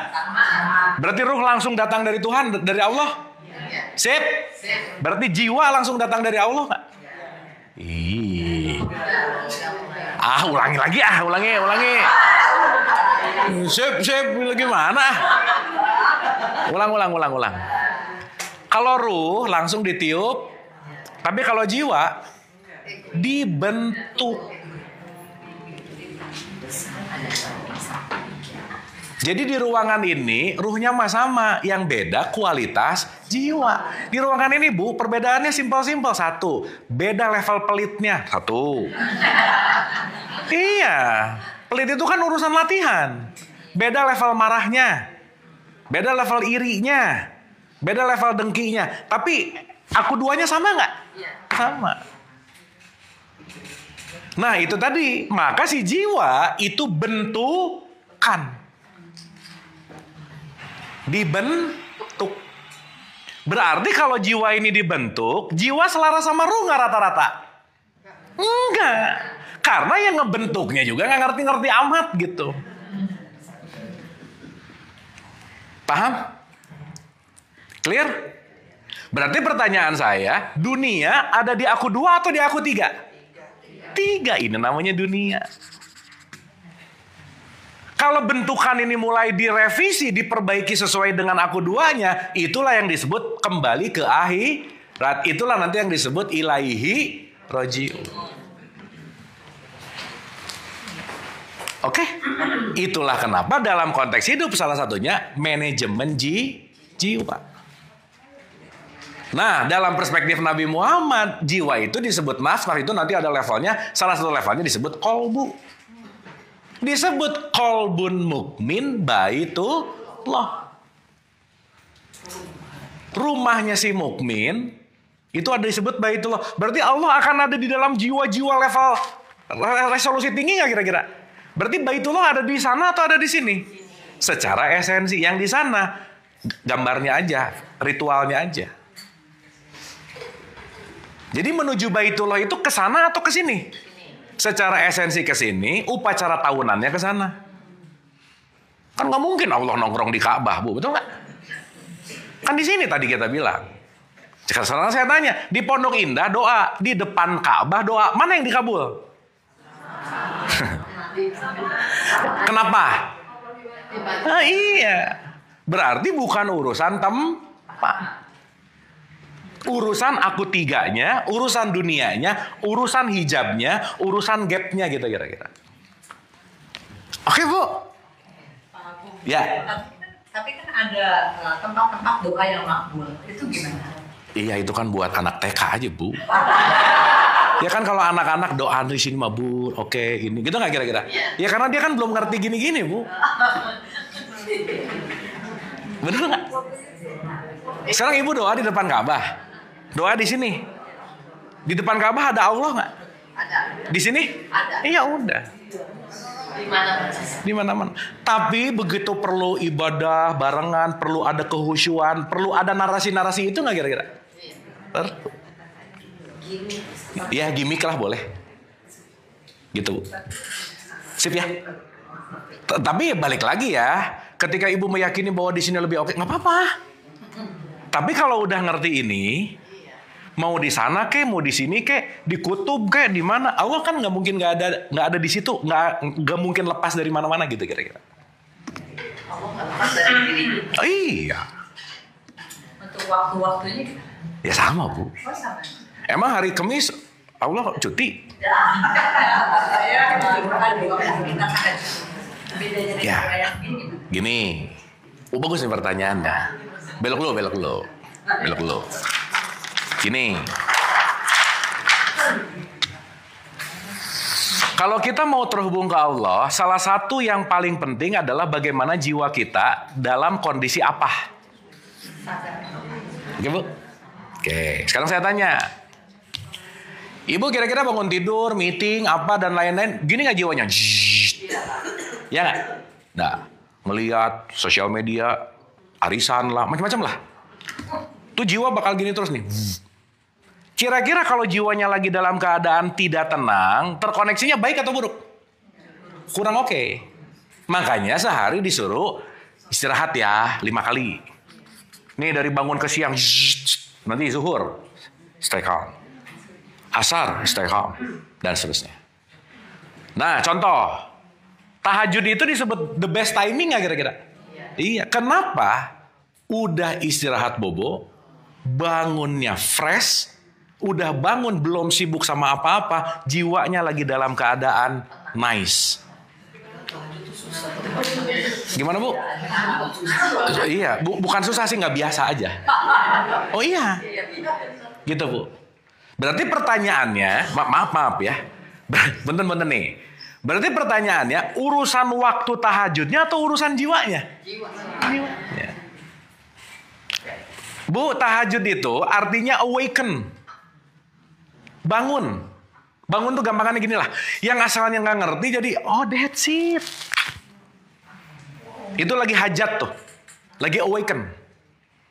Ya, kalau ngomongin esensi. Tapi kebanyakan orang ngomongin tahajud itu waktu jam 2, setengah 3 pagi. Gitu nggak kira-kira? Sehingga dia bangun 2:30 harapannya dengan waktu ini ijabah doa. Meskipun jiwanya nggak settle. Nggak akan kejadian juga. Habis itu tahajudnya minta proyek lagi. Ya Allah semoga lah. Itu mah bukan doa namanya. Misalnya Bu. Dapat? Oke? Nah, ini agak-agak dalam nih ya. Punten-punten nih ya. Supaya kita paham nih. Ibu-ibu, kira-kira dari 40-50 menit yang lalu, saya tahu sih, nggak 100% merhatiin amat sih. Tahu juga gitu pikiran ke depan ke sana, ada gitu-gitu nggak kira-kira tadi? Tapi at least dalam beberapa saat tadi jiwanya more calming nggak kira-kira? Iya, kenapa? Karena tidak terdistraksi oleh dunia yang lain. Betul? Ada calming nggak? Ibu tadi dapat aha moment nggak? Dapat, oh ternyata, oh dapat begitu nggak? Nah itu kalau dalam bahasa konteksnya, itulah sesaat ketika fungsi tahajudnya lagi nyala gitu. Karena ibu tenang. Sok ibu gaduh, ribut sekarang. Nggak enak belajarnya, benar nggak? Tapi relax, santai, dapat awaken. Oke? Nah saya komain. Yang ngerti ini banyak atau dikit? Dikit. Maka ketika ibu tadi lagi duduk ke sini sebenarnya kita lagi mengalami apa? Lagi mengalami tahajud. Karena jiwanya lumayan tenang. Meskipun mikirin soto kudus misalnya. Oke? Berarti setelah ada ketenangan, awaken, dapat something. Karena kenapa? Jiwanya dipenuhi dengan ketenangan. Sok ibu mau gimana? Jiwanya nggak tenang, nggak akan dapat. Sip? Dapat ya? Cuman yang ngerti esensi ini nggak banyak gitu. Udah ya, pokoknya kamu nanti tahajud 2:30 bangun aja dulu, nggak apa-apa. Karena itu tradisi. Karena itu jadi kebiasaan tradisi gitu. Jadi sebenarnya secara hakikat, maaf, kita kumpul nggak ini sekarang? Kumpul. Kumpul itu dalam bahasa Arab disebut muktamar. Nanti kelak disebut umroh. Kumpul. Ibu duduk di sini kira-kira lagi mulai mendekat dan mengenal Allah nggak kira-kira? Iya, mendekat itu Arafah. Jadi ini bisa berfungsi sebagai padang Arafah nggak? Ibu dari tadi perjalanan dari aku 4 ke aku 3 lagi masuk ke esensinya nggak kira-kira? Lagi menuju Baitullah nggak? Iya, itu haji nggak kira-kira? Iya, jadi ibu datang ke sini haji iya, umroh iya, tahajud iya. Cuman nggak usah cerita-cerita, udah gitu aja. Jangan aneh-aneh. Begitu pulang, Bu dari mana? Abis umroh. Dari mana? Pondok Indah. Wah udah gini. Langsung. Paham ya? Gitu Bu kira-kira. Iya. Tahajud kok siang? Apa sih gitu tuh? Iya. Dan yang ngingetin tahajud juga rata-rata abis ngingetin tidur lagi Bu. Tahajud ya tidur lagi gitu. Misalnya. Paham Bu? Clear ya? Sip. Ulang. Jadi Allah urusan sama ruang waktu nggak? Enggak. Tapi kalau yang belum ngerti ini perlu ada gitu-gitu dulu nggak kira-kira? Nggak perlu. Perlu ada narasi gitu. Narasi itu penting banget, Bu. Emang yang ngumpulin orang berapa haji juta kali ya? Ya, yang ngumpulin jutaan orang itu dikumpulin pakai apa sih? Narasi. Udah. Paham ya? Jadi narasi penting nggak? Penting. Tapi tergantung kita mau menyikapinya gimana. Makanya mabrur itu bukan perginya, pas pulang. Begitu pulang kemabrurannya baru dicek and recheck. Itu makanya bukan urusan gelar. So, Nabi Muhammad ada gelar hajinya nggak? Haji Muhammad SAW nggak ada, Bu. Ya, sekarang berarti orang yang pakai gelar haji ngikutin siapa? Nggak tahu. Orang Nabi Muhammad nggak masang gelar ini namanya.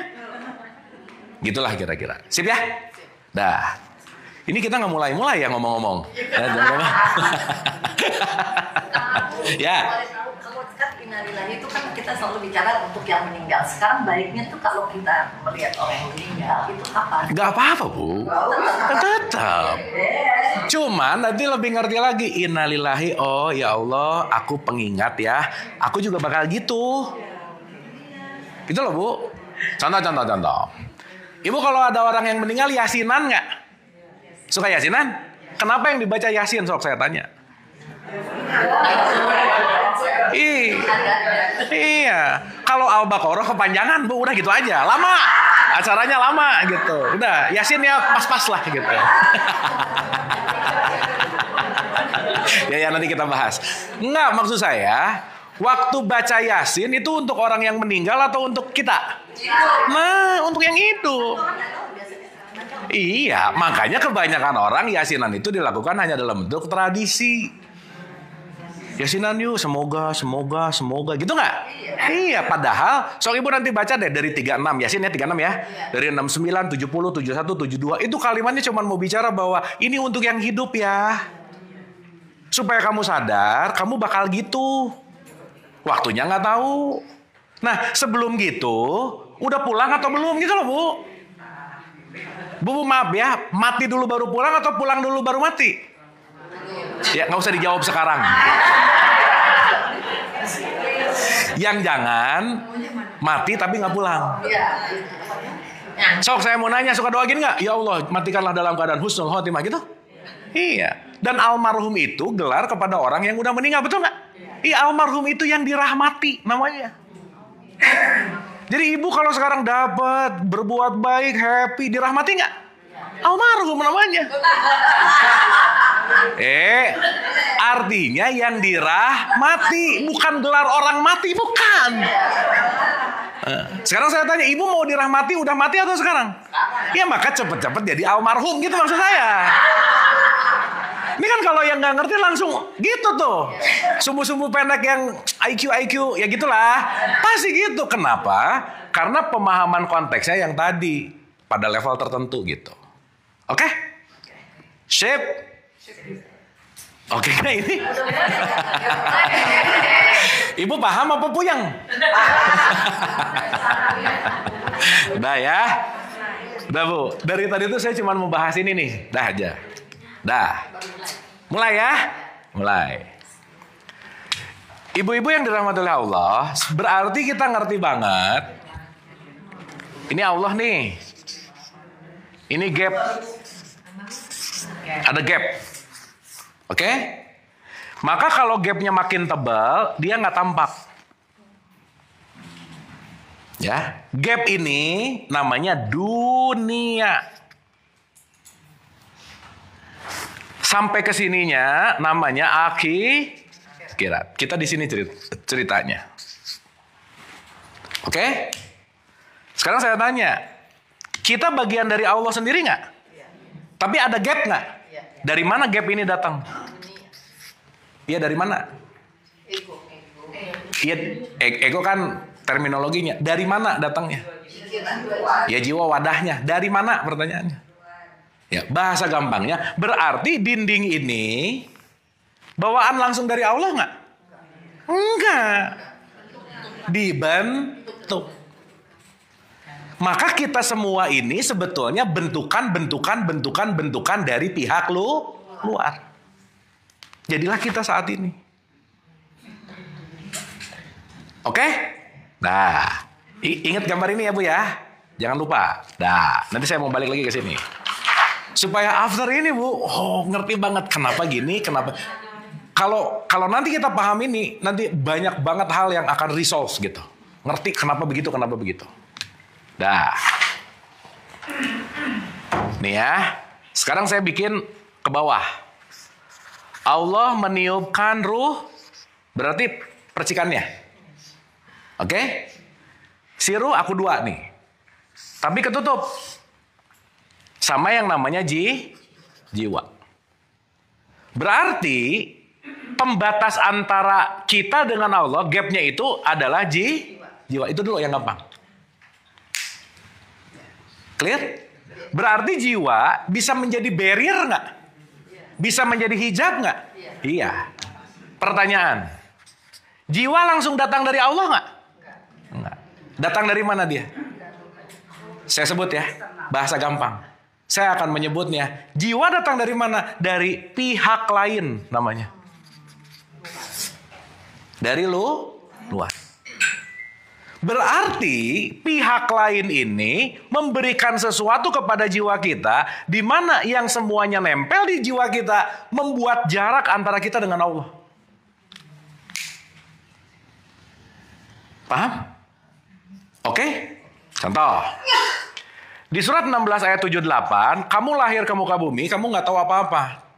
Tapi aku beri kamu pendengaran, penglihatan, hati, akal, pikiran. Berarti si manusia itu selalu punya tools, alat untuk menerima semua informasi untuk masuk kepada jiwanya. Apa? Itu yang disebut dengan senses atau panca indera.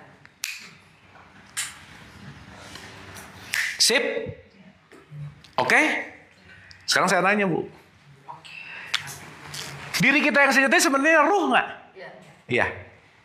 Tapi begitu lahir, kita langsung dijadiin orang lain.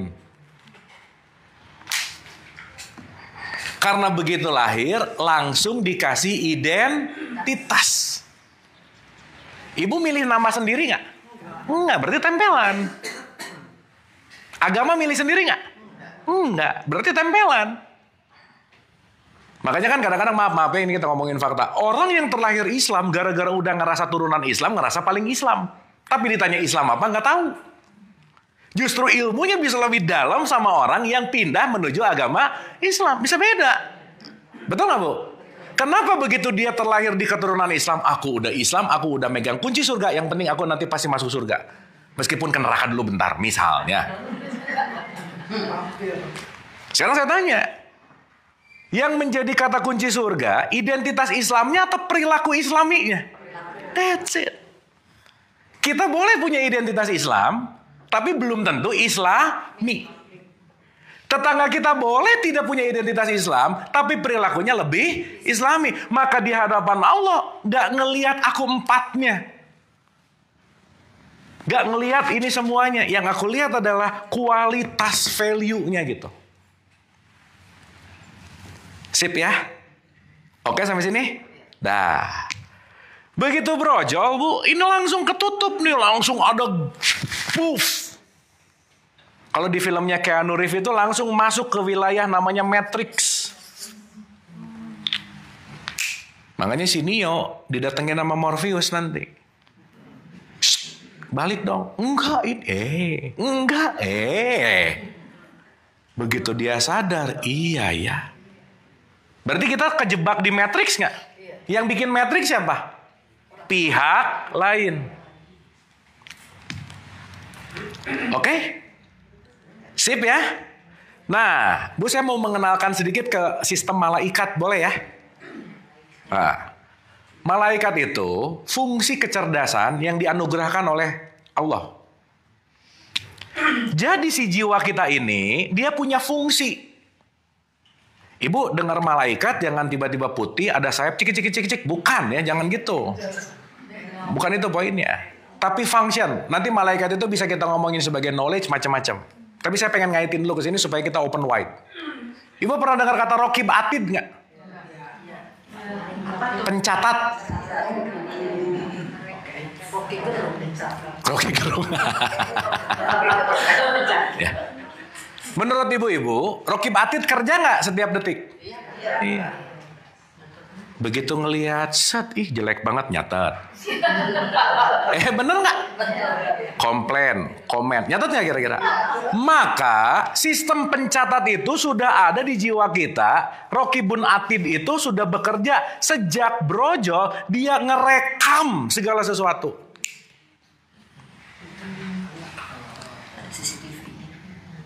Oke?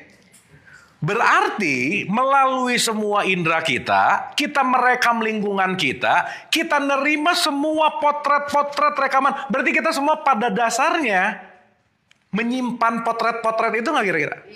Menyimpan rekaman-rekaman itu nggak kira-kira? Iya. Terbentuklah di dalam jiwa. Berarti pertanyaannya, rekaman baik disebut Raqib, rekaman buruk disebut Atid, gitulah bahasa gampangnya. Contoh Bu, contoh ya, ada anak lahir, Ruth. By the way Bu, yang langsung ngasih jiwa kita rekaman-rekaman siapa? Orang tua, bener. Atau guru, figur otoritas. Informasi dari orang tua sama guru masuk plek nggak ke kita? Iya, percaya lagi. Kenapa usia 0 sampai 3, nanti 3, 4 sampai 7, ini masa-masa krusial penginstalan si jiwa. Karena menurut neuroscience dalam konteks mirroring effect, anak mulai sadar aku ada itu di usia 2-3 tahun. Begitu ngaca baru mulai, ada something. Berarti dari lahir diisi data-data nggak? Diisi potret-potret nggak? Rekaman-rekaman nggak? Dan semua rekaman itu adalah makhluk yang kelak nanti hidup. Yang namanya makhluk hidup itu perlu makan. Nah makanya Bu, nanti kita ngerti. Kita lagi bareng sama triliunan makhluk lain yang bareng hidup sekarang. Siapa makhluk itu? Rekaman. Contoh nih. Begitu kita dapat informasi dari pihak lain, terrecord nggak di kita? Terrecord. Ada recording lagi nggak? Coba Ibu, kita perhatiin deh. Tiap detik itu kita ngerekam. Berarti kalau saya udah 43 berarti ya. Nah, 43 tahun saya merekam pihak lain. Berarti saya kumpulan rekaman-rekaman itu nggak kira-kira? Iya. Dan itu saya bukan? Bukan.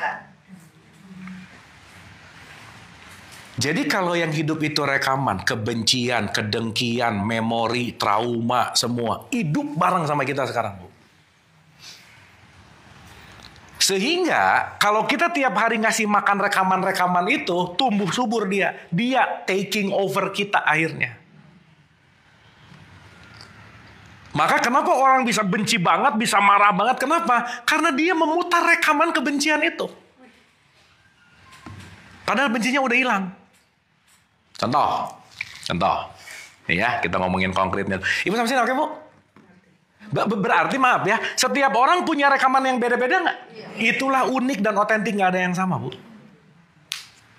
Ini saya tanya ibu satu-satu ngomongin apa itu Jakarta, pasti jawabannya beda-beda semua. Tergantung rekaman yang ada di dalam. Tapi ingat, rekaman itu semua bukan dirimu, bukan. Dan rekaman-rekaman itu yang terus hidup, yang terus dikasih makan, terus hidup, terus dikasih makan. Akhirnya jadi yang namanya habits. Bu, orang kecanduan judi karena ada rekaman judi dan tiap hari dia kasih makan. Nggak bisa berhenti judi. Kenapa? Diputar lagi. Saat dia nggak dikasih makan sampai sekarat dan mati, dia pasti akan mengulang hal yang sama. Itu yang disebut Habits. Dan yang menarik, 96%, 97% yang kita, ya 99 aja biar lebay ya, kita dikuasai oleh rekaman gitu. Jadi tiap hari yang hidup tuh pihak lain ini gitu. Nah, rekaman-rekaman ini semua namanya dunia. Melekat akhirnya pada rekaman itu gitu. Contoh. Ibu bisa lihat spidol? Sip. Kerekam nggak kira-kira? Dah. Sekarang saya simpan di sini. Spidolnya masih ada di tangan saya atau enggak? Tapi ibu pulang bisa ingat nggak? Yang nyata, yang di kantong saya atau yang di pikiran ibu? Kantong. Nah, mulai. Ini mulai ini. Kan ini spidol.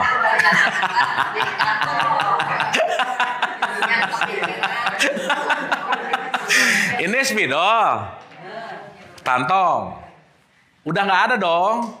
Tapi di sini ada terus nggak? Ya. Berarti yang dibawa pulang spidolnya atau rekaman spidolnya? Nah gitu.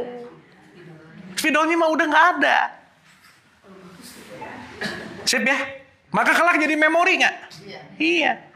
Ngelihat gelas, direkam, pecah. Di rekaman ini nggak pecah. Dan pengennya nggak pecah, padahal realitasnya udah pecah. Berarti antara realitas kenyataan dan rekaman selalu sama atau selalu beda? Nah, itu yang jadi masalah. Oke, Bu. Contoh lagi. Nih ya, agak relevan. Ibu pernah ketemu orang nyebelin nggak? Pernah nggak ngerasa disakitin hatinya sama orang lain? Pernah nggak? Nah, sekarang saya tanya. Satu. Ketika dia menyakiti hati kita, mengatakan sesuatu ke kita tentang hal-hal yang buruk, kira-kira kata-katanya itu buruk atau aku memaknai kata itu buruk? Yang mana? Makna datang dari rekaman nggak kira-kira? Iya. Dengarnya nggak live. Bu, ini kan saya lagi live. Ibu bisa tonton ulang nggak? Udah bukan yang live nih. Betul nggak? Maka yang bermasalah live akhirnya terdistorsi. Aku memaknai itu menyebalkan. Jadi marah sama dia. Betul nggak? Berarti pertanyaan saya ketika kita diomongin nggak enak hati, sakit hati, pertanyaan, suaranya yang bikin sakit atau sakitnya udah ada? Nah, karena ada rekaman. Paham, Bu? Dan jangan lupa, dia mungkin ngomonginnya ngejelekinnya sekali. Tapi pulang ke rumah ingat lagi. Di ketemu teman diomongin. Dia kemarin diomongin lagi. Gitu nggak kira-kira? Iya. Jadi yang jauh lebih jahat siapa? Dia ngenyakitin sekali, pikiran kita menyakiti kita ribuan kali karena kita membiarkan rekaman itu terus hidup gitu. Betul nggak, Bu? Ngilanginnya Gimana, Bu? Ya, tar dulu. Ya, ntar ke situ. Ngilanginnya jangan dikasih makan. Gimana cara tidak memberi makan pada sesuatu rekaman-rekaman kita? Satu, Bu, memaafkan. Selesai. Ya, susah rekaman berarti.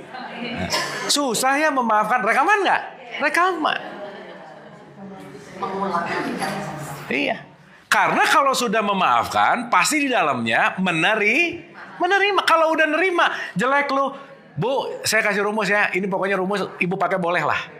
Mau diomongin apa, digimanain. Satu aja, Bu, misalnya. Ih, gendutan. Udah emang aja. Beres. Udah, titik. Ih, kamu kok jadi teman sekarang? Emang, udah, beres. Yang ngomong happy kitanya nggak gimana, bener nggak? Iya. Berarti dia ngomong, Bu maaf ya, dia ngomong berdasarkan rekaman dia nggak? Ibu jangan lupa ya, setiap orang akan memperlakukan kita sebagaimana dia memperlakukan dirinya sendiri. Selesai. Once dia menjelekan kita, berarti dia sering banget ngejelekin dirinya sendiri. Kenapa? Karena dia selalu memutar rekaman itu. Contoh. Ibu kalau bangun suka kaget nggak pas ngaca?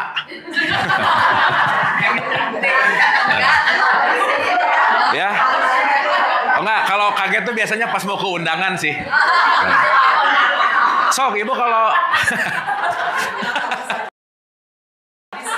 ya, begitu bangun tidur lihat kan, buset dah. Langsung kan dia kembalikan ke rekaman.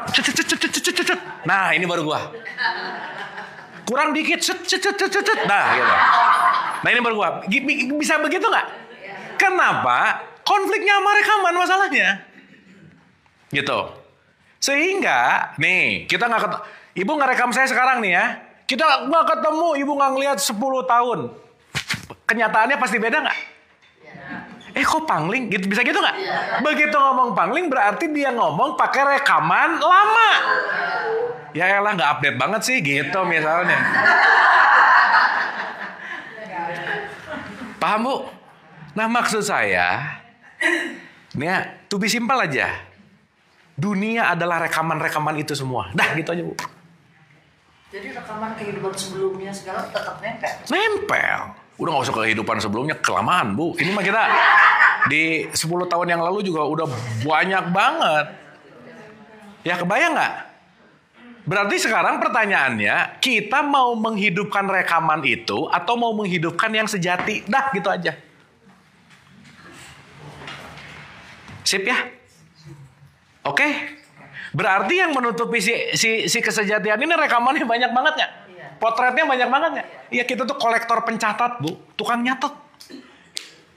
Catat. Dan kita ngelihat sesuatu pakai catatan kita gitu. Makanya begitu ibu kesel, bete, benci. Ya ini kita ngomong yang jelek. Kalau yang bagus-bagus udah lah ya. Simpan baik-baik file-file yang bagus tuh oke. Tapi Bu, at some point nanti akan ada bentrokan sama nurani. Kayaknya enggak deh. Ini kayaknya rekaman-rekaman. Kayaknya enggak serg gitu ngerjainnya. Contoh nih ya, saya kasih contoh nih. Ini saya ngomong pakai fakta aja ya. Maaf ya, contoh. Koma dulu ya. Orang tua punya pengaruh besar nggak sama rekaman ini? Iya Bu. Maka pastikan jangan ngasih banyak rekaman buruk sama anak gitu. Mau nggak mau, si anak itu korban dari inner child, luka batin, apapun itu namanya, itu pasti yang ngasih orang tuanya, pasti fix. Makanya Bu, ini anak nih, ini bapak. Si bapak bisa ngasih program nggak sama anaknya? Bisa ngasih rekaman buruk nggak? Makanya Ibrahim nggak mau ngikutin bapaknya. Pak, sorry ya, rekaman papa nggak saya ikutin ah. Kenapa? Absurd. Udah nggak relevan. Berarti Ibrahim nurut sama bapaknya nggak? Nggak, dia nggak mau ngikutin rekaman bapaknya. Karena kenapa? Bapaknya ngajak nyembah berhala. Berhala itu apa sih Bu? Rekaman-rekaman lama. Yang sudah mematung. Dan susah lagi dirubah. Makanya disebut patung. Ingat ya, berhala itu bukan patung. Rekaman yang sudah membeku, mematung. Itu berhala. Mana ya, ada patung nggak ya? Ya kalau ada patung, ini rumah ada berhala. Bukan gitu, bukan. Tapi kalau ada, ini anggap aja ini patung nih ya. Dari pertama beli sampai sekarang berubah nggak? Enggak, berarti mematung. Berarti dia tidak dina. Jadi kalau pemikiran kita sama 10 tahun yang lalu, kesadaran kita sama 10 tahun yang lalu, kita mematung nggak? Itu namanya menyembah berhala. Pasti kudet. Ibu tahu kudet? Kurang update. Nah gitu.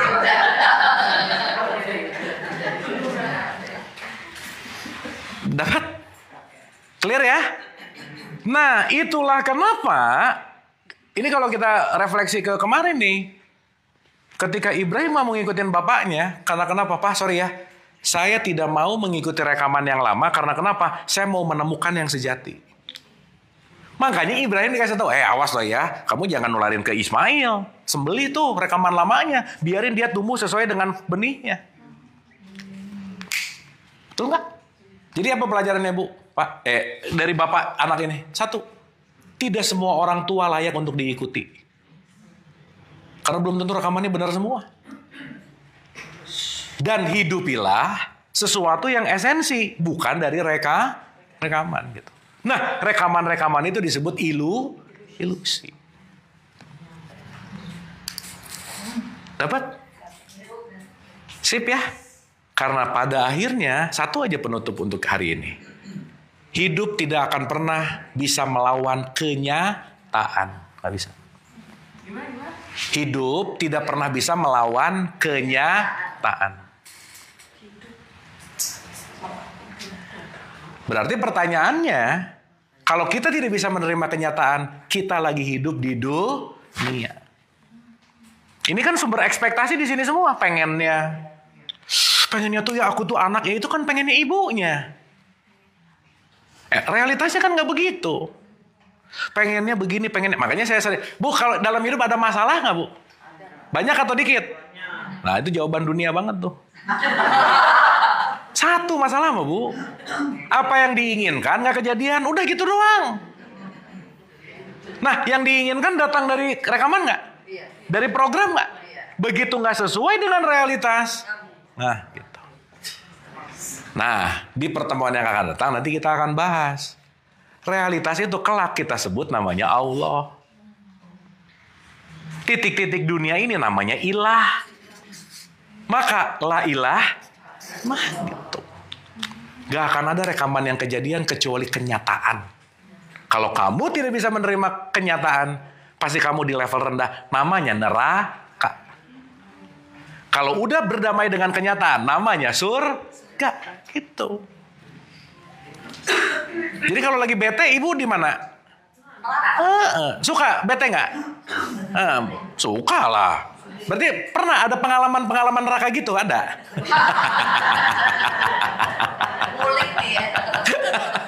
Iyalah, semua orang pasti ada nerakanya, Bu. Dan ingat, neraka itu bukan tempat penyiksaan.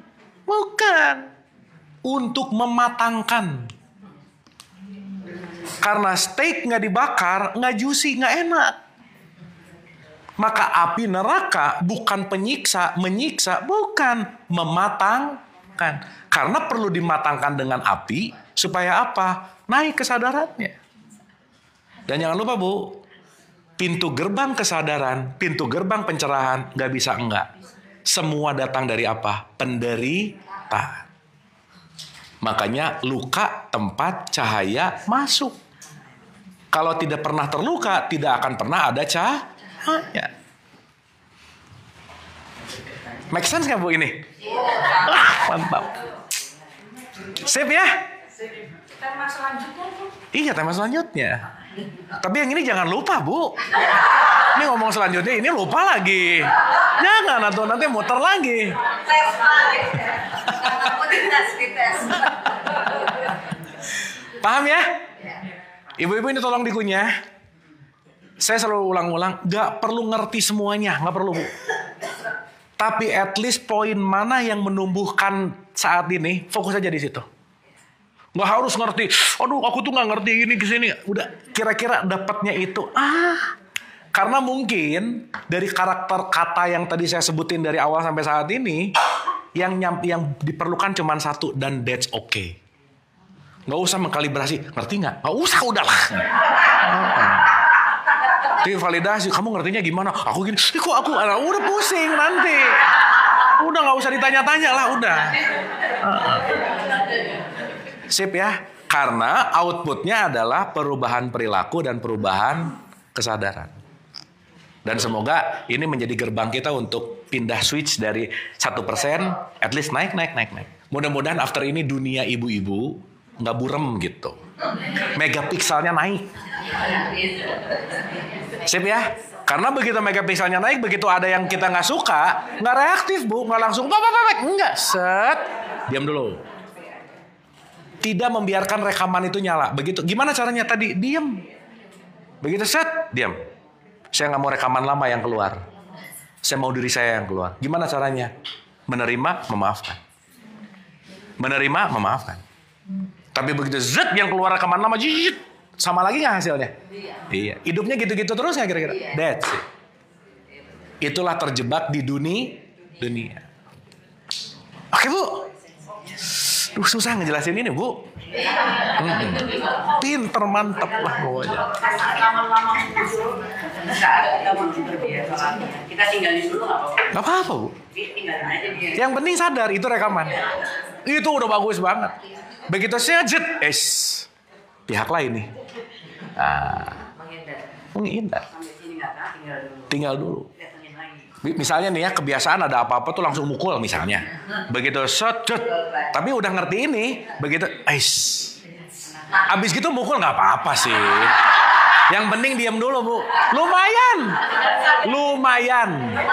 Nah besok nggak jadi gitu. Kan latihan. Nah, susah. Lebih baik menghindar atau menahan? Gimana Bu? Lebih baik kan kayak pukul. Lebih baik menghindar menjauh atau menahan? Menghindar. Iya. Gini loh Bu, menghindar dan menahan itu beda tipis sih. Tapi yang lebih baik yang mana? Menyadari. Itu yang lebih baik. Gitu. Karena kalaupun menghindar, disimpan, tetap ditahan. Gitu. Kan aku kalau bagaimana mau memutuskan tali rantai dari memori-memori yang kita dapat. Kan kadang-kadang kita nggak tahu ini memori datang umpamanya dari orang tua, Iya. dari sekeliling. Bagaimana kita menetral untuk tidak nempel memori? Latihan Bu. Begitu ada sesuatu apa, ini oke atau enggak? Dah. Berarti harus punya kesadaran. Betul. Kuncinya di kesadaran. Nggak ada lagi Bu. Gampangannya begitulah gitu. Sip ya. At least Bu, kita ada aware lah. At least abis ini ada apa-apa tuh nggak otomatis gitu loh. Karena si rekaman ini tuh, ingat ya, rekaman itu makhluk. Makhluk itu perlu dikasih makan. Kalau Pride dikasih makan mulu, gede nanti rekamannya. Udah. Validasi sedikit aja nggak cocok, wah udah selesai. Maka rekaman-rekaman ini perlu off nggak satu-satu? Off bukan berarti nggak ada. Cuman idle aja. Bu maaf ya, ada marah nggak di diri kita? Dari tadi kita ngobrol, nggak muncul aja.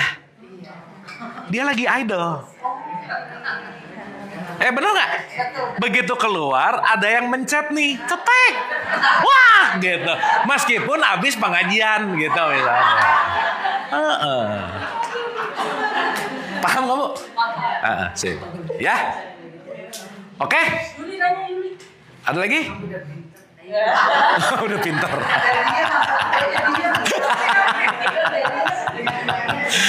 Oke. Kalau tidak ada, terima kasih yang online. Oh ya, ibu-ibu ini kan ada teman-teman online juga. Mungkin kita boleh dadah dulu sedikit ya. Dadah. Buat teman-teman yang nggak hadir, terima kasih sudah ikut online. Mudah-mudahan nanti bisa. Dah. Oke. Sip ya. Cukup ya ibu-ibu ya. Baik, kalau begitu kita hening sebentar boleh? Boleh ya. Yuk kita membiarkan rekaman-rekamannya nggak aktif. Kita pause sebentar semua rekamannya. Santai dan rileks, diam, tidak mengapa-ngapa. Izinkan dirinya untuk hanya diam dan menikmati kesunyian dan keheningan. Tidak mengapa-ngapa, tidak mencari, hanya menikmati hadir utuh di sini saat ini.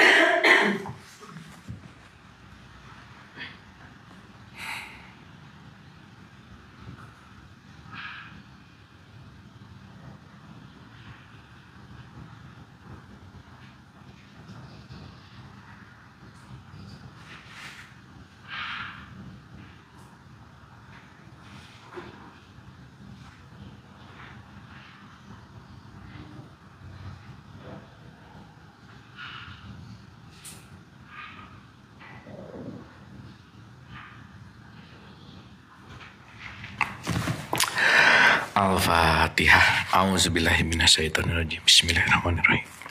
Alhamdulillahirabbil alamin arrahmanirrahim maliki yaumiddin. Iyyaka na'budu wa iyyaka nasta'in ihdinas siratal mustaqim. Shiratal ladzina an'amta 'alaihim ghairil maghdubi 'alaihim waladdallin. Amin. Allahumma rabbighfirli wa liwalidayya warhamhuma kama rabbayani shaghira. Rabbana atina fid dunya hasanah wa fil akhirati hasanah wa qina adzabannar wa adkhilnal jannata ma'al abrar ya aziz ya ghafar ya rabbal alamin. Subhana rabbika rabbil izzati amma yasifun wa salamun alal mursalin Walhamdulillahirabbil alamin. Amin, amin ya Allah ya Rabbal alamin. Ibu-ibu terima kasih semuanya. Semoga bermanfaat. Kita tepuk tangan buat kita semua. Terima kasih, hatur nuhun. Mohon maaf lahir dan batin. Wabillahi taufiq wal hidayah. Assalamualaikum warahmatullahi wabarakatuh. Hatur nuhun.